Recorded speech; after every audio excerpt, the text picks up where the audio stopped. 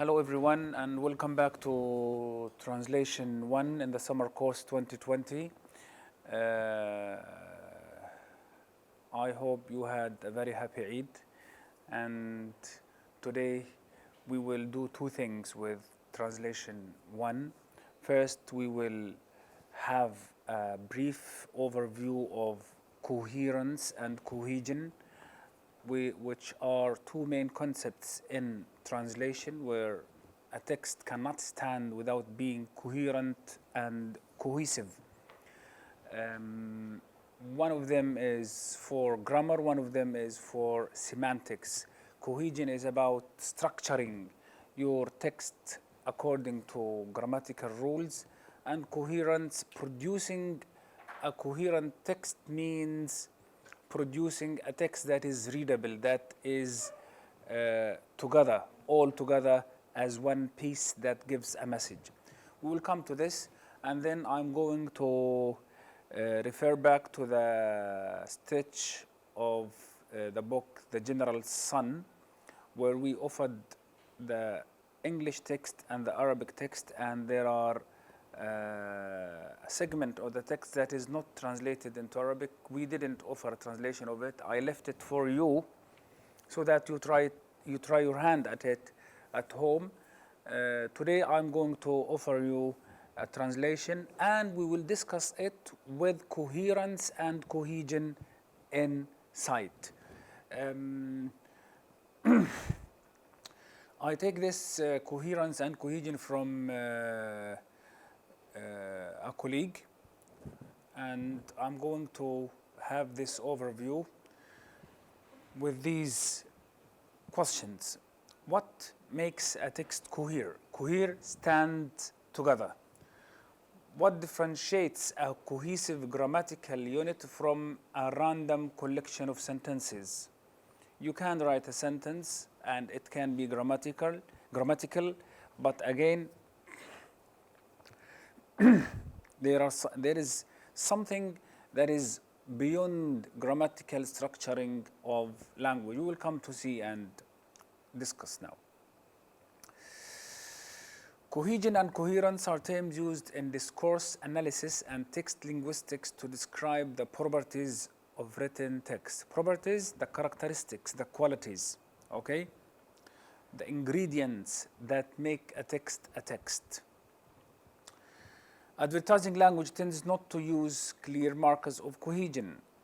Advertising language, headlines, etc., because it's not a lengthy, full meaning text, but is interpreted as being coherent. Yeah, this is a little bit of a difference between advertising language and ordinary texts.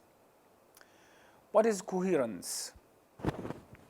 Coherence is the ways a text makes sense. Yeah, it's about making sense. It's about rendering or conveying a meaning or a meaningful message to readers and writer through the relevance and accessibility of its configuration of concepts, ideas, and theories. As we've mentioned, it is about semantics. It's about giving a meaning of what you do.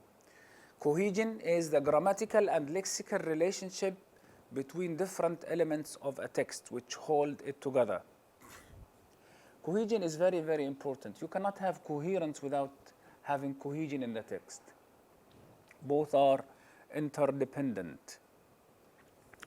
And when you talk about a cohesive text, you talk about a text that is tightened together in terms of conjunctions, in terms of references, in terms of pronouns.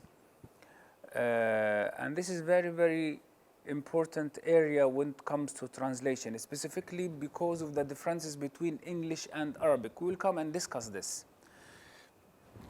Where Arabic, for example, can distinguish the reference, the pronoun, and its reference in Arabic is easier to pick than in English, because we have the feminine and masculine gender relationship that is apparent in Arabic. هو هي قال قالت, all these are instruments that help you identify who's who in the text. But in English, because there is no masculine and feminine sometimes, specifically with the pronoun it, sometimes it's not easy to identify who's who in the text because of these referential relationships.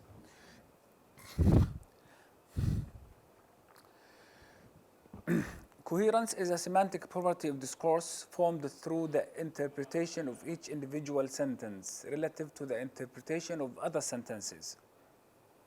So, a sentence is understood, is studied, is explored in the light of its relationship with other sentences within a paragraph that is, excuse me, that is also part of other paragraphs that make an essay or a chapter or a book. And this is very good to know early on in your career as a translator. Coherence is a property that a reader will discern in the text. It allows the reader to make sense of the text. It refers to the semantic unity created between the ideas, sentences, paragraphs, and sections of piece of writing. If you want to compare between coherence and cohesion, coherence is a very general principle of interpretation of language in context, in relation, pieces in relation to others. While cohesion is formal, it is a linguistic feature, it is tangible. Coherence is not tangible. You can sense it. But cohesion is tangible. You have the conjunction, therefore, it's a cohesive device. It can help you attain cohesion. Therefore, thus, for all the fanboys, for example, can be cohesive devices. They build the text and make it stand together. Linguistic features such as repetition, reference, etc. Okay? Semantic relationships between sentences and within sentences. Yeah, when you say indeed, this gives the text its cohesive character, and also it leads to coherent as well, or coherent character. Okay? In coherence, we use fewer formal linguistic features. Okay? While in cohesion, we use tangible, okay? Tangible conjunctions, like because is a cohesive device, while is a cohesive device. All these elements that make a sentence stand together, okay? With coherence, we talk about synonymy, which synonym is better fitting for the sentence in question. Vocabulary choice, relationships deal with text as a whole. Okay? While in cohesion is determined by lexically and grammatically overt intersentential relationships, as we have mentioned, and, where, while, therefore, okay, him, them, their, theirs, all these are explicit relationships, and this is cohesion. Coherence is based on primarily semantic relationship. Okay?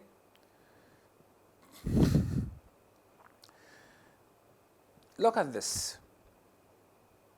We'll come to this and I'll ask you to translate it at home. But I'll offer now two versions of the same text. One is different from the other in terms of cohesive devices, okay? The ancient Egyptians were masters of preserving dead people's bodies by making mummies of them, okay?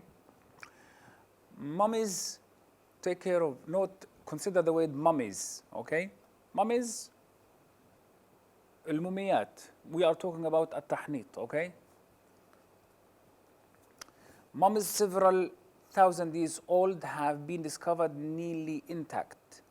The skin, hair, teeth, fingernails, and toenails and facial features of the mummies were evident. You can notice that we don't have any conjunction here, okay? We finish the sentence and continue. It is possible, we don't say therefore or so or thus.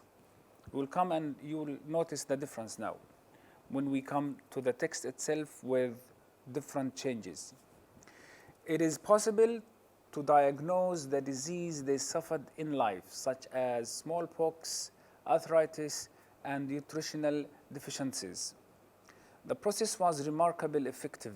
The process was remarkably effective. What conjunction, what a linkage device would you insert after deficiencies and before the process? Is it therefore? Is it because? Is it while? Is it so? You need to know the relationship as a translator. You need to know the relationship even if there is no cohesive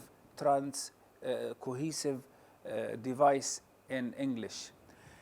It is good to notice early on your career as a translator that now in English there are people who can produce a coherent text without cohesive devices. We'll come to this in details and we will elaborate in what is called implicit linkage or implicit conjunction in Arabic being explicit in Arabic. We'll come to this. Sometimes apparent were the fatal afflictions of the dead people. A middle-aged king died from a blow on the head, and polio killed a child king. Mummification consisted of removing the internal organs, applying natural preservatives inside and out, and then wrapping the body in layers of bandages. Do you see conjunctions in this text? Let us have a look.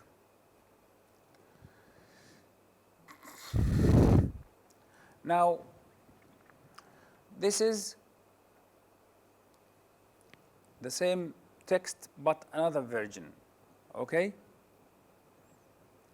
It is done for coherent purposes. Italics indicates pronouns and repeated keywords. Bold indicates transitional tag words, and underlining indicates parallel structures. Okay? So the keywords are italics and the tag words are bold and parallel structures are underlined. We'll come to the text now. The ancient Egyptians were masters of preserving dead people's bodies by making mummies of them. Full stop. In short, okay? In short is a cohesive device that results in coherence. Mummification. Now, I think there is a change here. Okay? Was it mummies? You can go back and see. Consisted of removing the internal organs, applying natural preservatives inside and out, and then wrapping the body in layers of bandages. Full stop. And. Can you start a sentence with and? You learned that you cannot start a sentence with and, but sometimes for literary purposes, for emphatic purposes, to emphasize something, to stress something, people can use and, okay? But this is not frequent. You have to be careful. And the process, there was no and in the first version. And the process was remarkably effective. Indeed is added here. Indeed, mummies several thousand years old have been discovered nearly intact. Their skin, whose skin? The mummies. Their teeth, hair, their skin, hair, teeth, fingernails, and toenails and facial features are still evident. Their diseases in life, such as smallpox, arthritis, and nutritional deficiencies, are still diagnosable. Even their fatal afflictions are still apparent. A middle-aged king died from a blow on the head. A child king died from polio. These devices, in fact, are needed sometimes to produce a coherent text. Now, in Arabic, sometimes you might need to add more cohesive devices, more adawat rabit in order to produce an all-together text.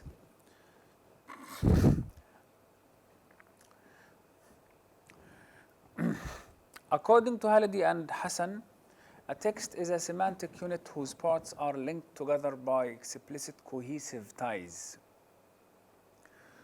A cohesive tie is a semantic and or a lexicogrammatical relation between an element in a text and some other element that is crucial to interpretation of it. This is the meaning of a cohesive device. Even though within sentence ties occur, the cohesive devices across sentence boundaries are those which, so you can find cohesive devices within a sentence, okay, or between sentences. In fact, cohesion defines a text as a text. What gives the text its identity as a text is the idea of cohesion. You need to be careful when you look at a text, either for reading or for translation. You have to take the idea of cohesion into consideration. It is good after you have read a text to ask you a question, was it cohesive? And immediately you will follow the question with the question, was it coherent? Okay? Halidi and Hassan identified general categories of cohesive devices that signal coherence in text. References pertaining to pronouns mainly. And pronouns, as we have said, are problematic sometimes in English, and you have to display them well in Arabic. We'll come to this when we translate, okay? Ellipsis when you delete something, but it is implied, okay, in the sentence. Substitution, when you replace something. And conjunction, and then lexical cohesion. In this book, in other words, by Mona Baker, she discusses both topics, cohesion and coherence.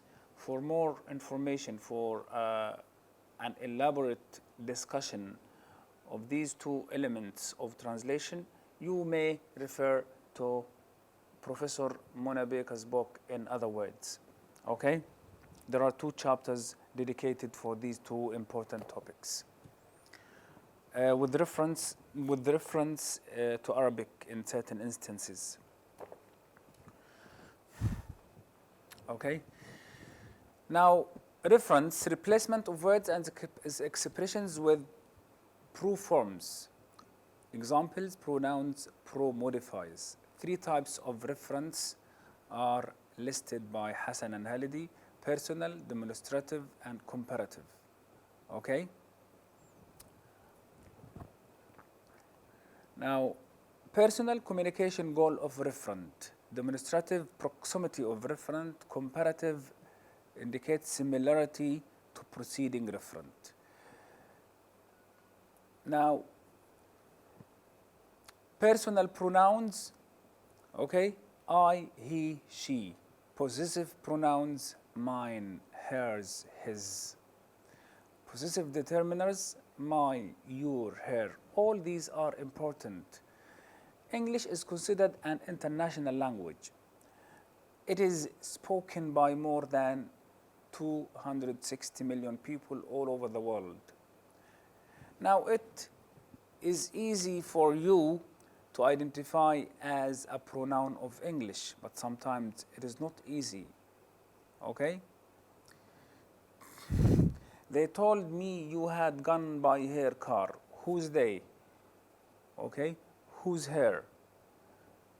In translation, you have to identify the relationships between these elements. Demonstrative references, essentially a form of verbal pointing. The speaker identifies the referent by locating it on a scale of proximity. In general, this, these, and here imply proximity to speaker. That, those, and there imply distance from the speaker. Yeah, when you come to the translation of these pronouns, for example, this هذا, these هؤلاء, here, هنا. That, could you translate that into هذا? Do we have equivalents? Do you have equivalents for these? That, ذلك. هذا in Arabic للقريب.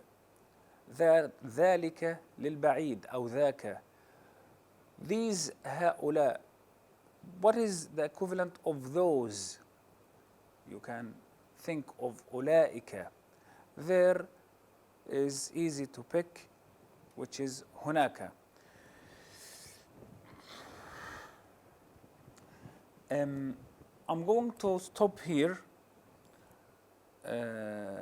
because in the next class I am going to talk about other examples from the general sun with my translation. But let me quickly make an overview of certain things here.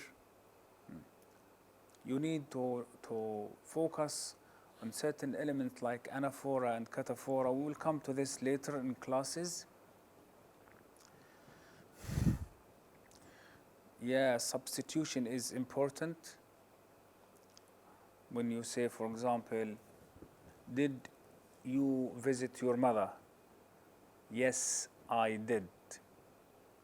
Here, there is something that you need to take care when you translate. هل زرت أمك؟ نعم فعلت أو نعم زرتها. Okay? Did you take your medicine? Yes, I did. Yes, I did. Here, did substituted take. Did you take your medicine? It is, yeah. It is very good for you to take care of these substitutions when you study translation.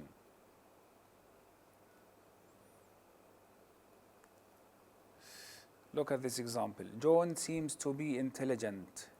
Is he really so?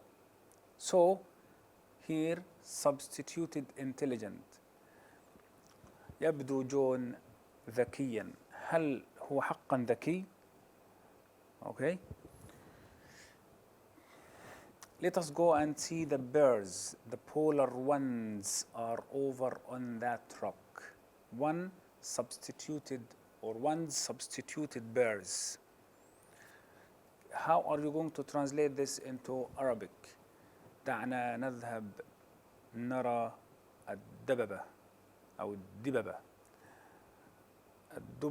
الدببة القطبية هناك على الصخرة أو تلعب هناك على الصخرة أو تمام.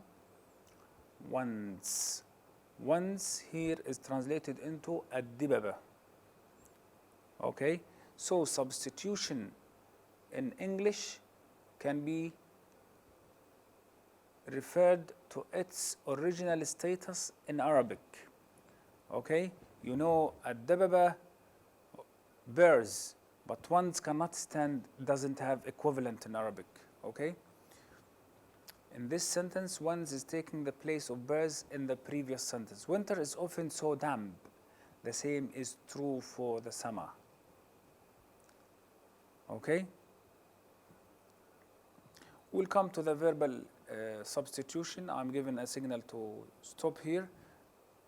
Next class, which is 12th class, we're going to focus on practical paragraphs from the general sun. Thank you. Please tune in.